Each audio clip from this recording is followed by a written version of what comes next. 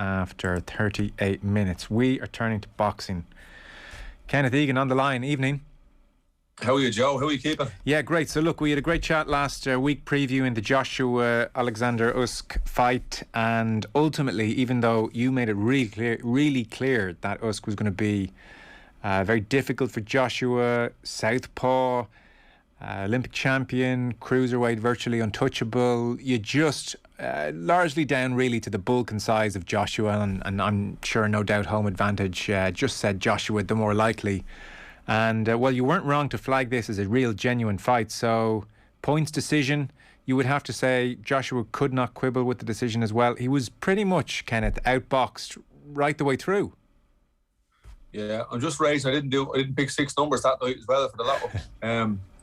You know, it was an amazing fight. I have to say, I watched every second of it. I was glued to the TV. But just the display of and the boxing ability of Usyk was just amazing from start to finish.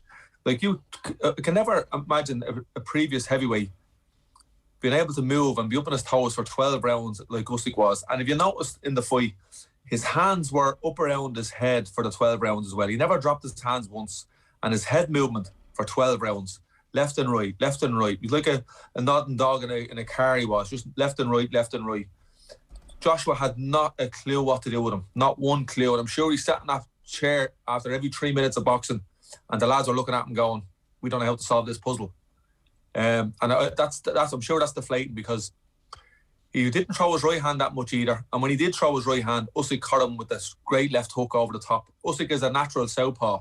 Remember we spoke last week about southpaws and orthodox and what way they move. Usyk needs to land that left hand, and he did. He's a left-handed southpaw, so his power is in his left hand. Joshua was afraid of his bejesus of Usyk's left hand. Again, he's very, very insecure about that chin of his as well. We noticed when he got caught with a couple of shots, his legs started to wobble. You know, is that resistance gone from Joshua when he got nailed a couple of years ago by Ruiz? But Usyk just put on a display there on Saturday night. It was just mesmerising, I have to say. It was really, really worth the watch. And hands down, he came out on top. I was raging with the English judge, wherever his name is. He gave it 150 and 130. Disgusting score. But the other two had a fairly wide margin. But yeah, a great fight. There is a rematch clause. Most observers are saying Joshua doesn't have much of a chance in the rematch. Yeah, I agree. Like, styles make fights, and we heard the story about Usyk fighting Chisora, and it was a much better fight and closer fight. Chisora is a brawler. He gets in there, drops the head real low. It didn't suit Usyk, but Usyk still beat him. But this was made for Usyk. A tall. At the end of the day, I'm not taking that away from Anthony Joshua. Look, he's Olympic champion and he's world champion and he's amazing and he's a brilliant athlete. But when it comes to boxing IQ and boxing style, he looked very, very novice in there on Saturday night. He looked like a big novice, like a young Frank Bruno or something. And that was Usyk. That was just Usyk doing that to him.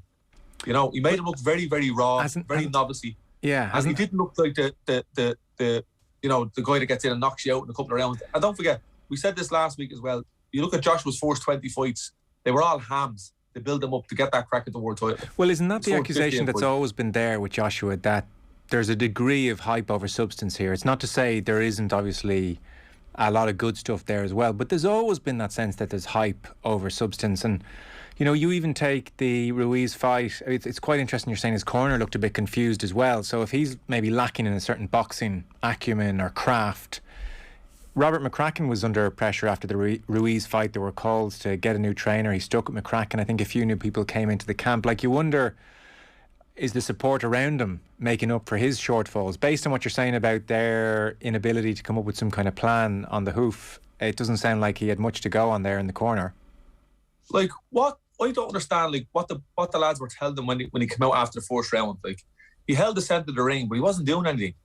So, and there's people on Twitter and watching all the different conversations saying, well, he should have fought like he was Chisora and man him and drag out him and pull out him.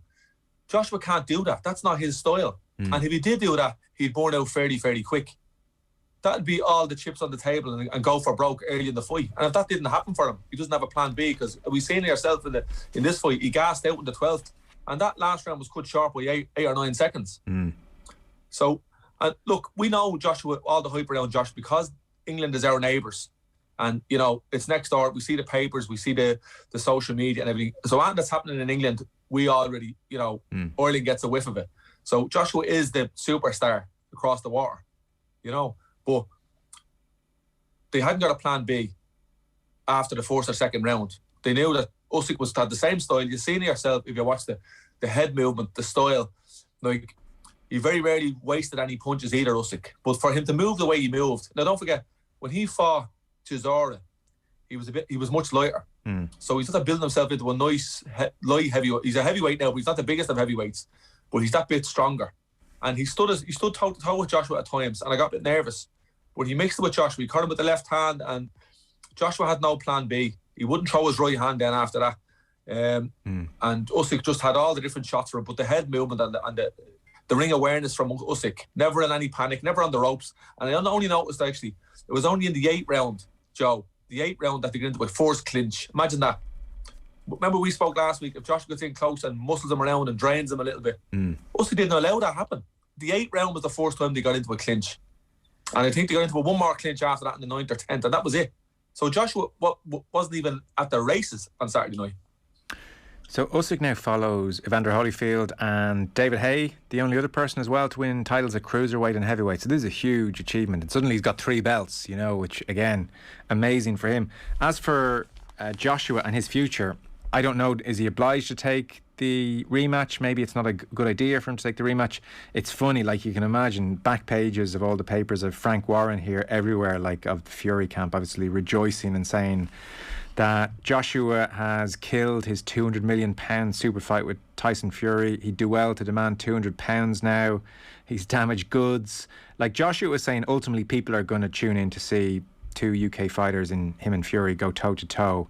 But Frank Warren saying the money, it's not what it was supposed to be. And of course, there's a bit of negotiation going on there. But it does, to a point, underline like how damaging this is for Joshua. I mean, where does this leave him now? Does he take the rematch? Does he say, I'm going to leave the rematch? Does he go after the money fight with Fury? Like, he's damaged goods is the view of Warren, and he's not totally wrong. There's 2 things there, and I remember Joshua was being interviewed and he was talking about the Tyson Fury fight when he was being interviewed about Usyk. Yeah. So, that's not the right way to be now. He was overlooking Usyk, maybe thinking, I'm going to go in here now. I'm going to be too strong for Usyk. I'm going to bully him. I'm going to land big shots and it'll be over. He was talking about fighting Tyson Fury and this big fight. I can't wait to fight Fury. This is going to be the blockbuster. That was his first mistake. Second thing is, how much money does a man need? How much money, the money's made. So it doesn't really matter about ultimate super fights and 200 and 300 and 400 million. He had his chance the other night and he blew it, right? What's going to happen to Joshua now? Does he take the rematch? If he takes the rematch, and as Usyk said, I'll have it out in my back garden, out in Kiev somewhere. I think, personally, Usyk could stop Joshua earlier in the fight now because he knows what Joshua is like. And he'll put more pressure on Joshua and he'll throw more combinations and he'll test Joshua's chin earlier.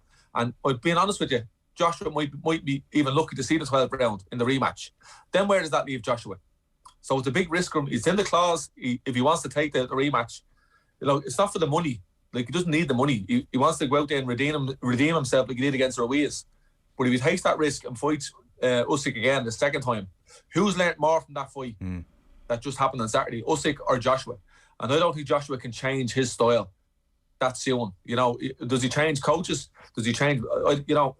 I don't think he beats Usyk on a Monday, Tuesday, Wednesday, Thursday, Friday, Saturday or Sunday, to be honest with you. Right, okay. So now we are talking about who does Usyk fight next. He could beat Fury. He could beat Fury. Right. I thought Fury was just ahead of them all. Fury's very big and he's tall and he's rangy, but Usyk is very, very good. Right. Usyk is the complete boxer. Surely you need about 500 million to see you home when you're Joshua's age. Inflation and everything,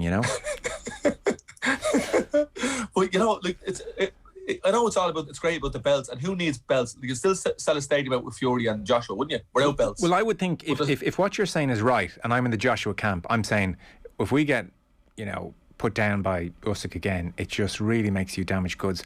Let's just ignore that. Let's get it out there, problems in the camp, your head wasn't right, blah, blah, blah, blah, blah. Let's not fight him again. Let's just set up this Fury fight, make the money while we can. And if you beat Fury, and I guess how possible is that is probably the question. But if you beat Fury, it really redeems a whole lot. But geez, it sounds like the way you're talking, like a rematch against Usyk, that's career ending for him almost. It is career-ending. But what if he goes out to Ukraine and he beats Usyk, comes up with some other super master plan, and then he says, right, now I'm back in business. Now, Tyson, let's go. But he'd get the Fury fight either way, wouldn't he? Yeah, I think so. But, like, I don't know. Boxing's a strange game. Like, everyone in England wants to see that fight anyway. So that it'll be a sellout either way on pay-per-views. Yeah. But will it be more attractive? Look, like last week, if Joshua had to beat Usyk, Fury beats Wilder, perfect. All belts on the line. Who's going to be the greatest heavyweight of an era now with the two boys fighting each other, Fury and Joshua? That's the arse of the fall now with that now, excuse me language. Yeah. Usyk is the main man now. Fury's going to fight. Fury said he's not going to fight Usyk. It's starting to sound like WWE now at this stage. It's getting a bit silly. But the best should fight the best. Joshua now is in the pecking order now. He has to go grovelling with the plate now, you know? Yeah. Looking for the rematch. And he should take the rematch if he wants to get up there again. But it's a big risk. It is a big risk, but he should take it, not for the money, to try and get the belts back, more importantly. Yes. Wow, fascinating. And so you think if Fury was to fight Joshua, say he dodges Usyk rematch and goes straight for Fury, where is Joshua now in terms of that fight? If Fury to win that for you? Fury would beat Joshua, yeah. Like, he was really exposed there. Like, I was very, very surprised at how Joshua even handled the fight. Even after 4 or 5 rounds, there was no adjustment to his fight game. Still doing the same thing. He was very nervous looking, throwing out his jab. And you see when he did throw the jab, and he did throw his jab plenty of times, he never landed, very rarely landed. He landed 1 right hand or 2 right hands in the whole 12 rounds, 36 minutes of boxing. Like, it's crazy. You look at the stats and the movement of Usyk and how many times Usyk made Joshua miss. And Usyk, I believe, said it in his corner, look, I'm going to go out for the kill here if I can. Like, his coach told him, take it easy, win it on points. Didn't want to take a risk. And they were right. If you get into a brawl and stood toe-to-toe with Joshua, Usyk would have got blown out of the water. But his boxing ability and his IQ, he sailed through that fight. And he was dancing around the 12th round. And that, like I said, that round was cut short at the end by 8 seconds. They done everything in their power not to get him stopped. Yeah. But let me tell you, and you hear to hear first, if they have this rematch next March or April, Usyk will come in, he'll start faster, he'll put more pressure on Joshua, and Joshua will be in the deep end fairly early. Okay. Instead of the 12th round, he'll be in the deep end in the 4th and 5th and 6th round. Okay. Listen, very interesting. We're busy tonight, loads going on, so we're out of time, but that was great. Thanks a million, Kenneth. Cheers. Thanks, Kenneth Egan there. Enjoy effortless entertainment with Sky Broadband and Sky TV for just €50 a month. Wow! So you can get lightning fast speeds around the home for all your Wi-Fi mad minions. Woo-hoo! And everyone can put their feet up with award-winning Sky TV. So for €50 a month, enjoy Sky Broadband and Sky TV. Search Sky 50. New Sky customer.